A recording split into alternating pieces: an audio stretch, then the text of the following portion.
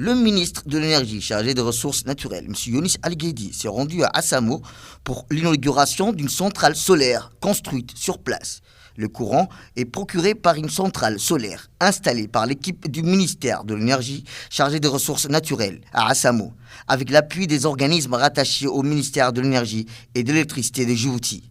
Elle comprend plus de 480 panneaux solaires photovoltaïques de qualité financés sur fonds propres grâce au budget de l'État. Elle dispose d'une capacité de 150 kW et fournira dans un premier temps de l'électricité à plus de 115 ménages.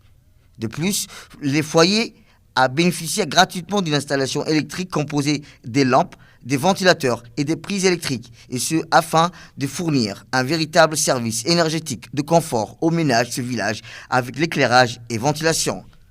Après la route bitumée reliant leur village à Alissébiéville et qui a désenclavé leur bourgade, la population de Assamou reconnaît avec fierté que le pouvoir étatique a satisfait leur principale doléance.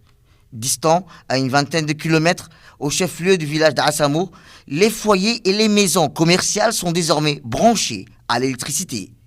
Depuis ce matin et à partir de ce soir, je vends les boissons fraîches, annonçant avec fierté les boutiquiers d'Assamou.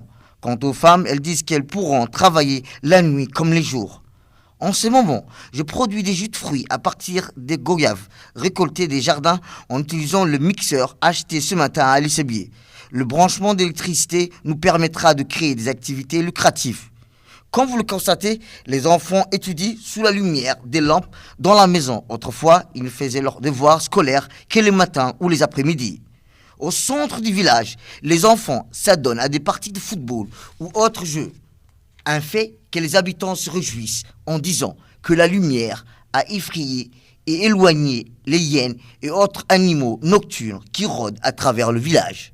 À cette époque, ils se plaignaient que le village est lumineux, mais les habitants croupissaient toujours dans l'obscurité. Ainsi, ils réclamaient de la lumière pour l'intérieur de leur foyer. Aujourd'hui, c'est une doléance satisfaite dont les commerçants, les femmes et les enfants d'Assamou.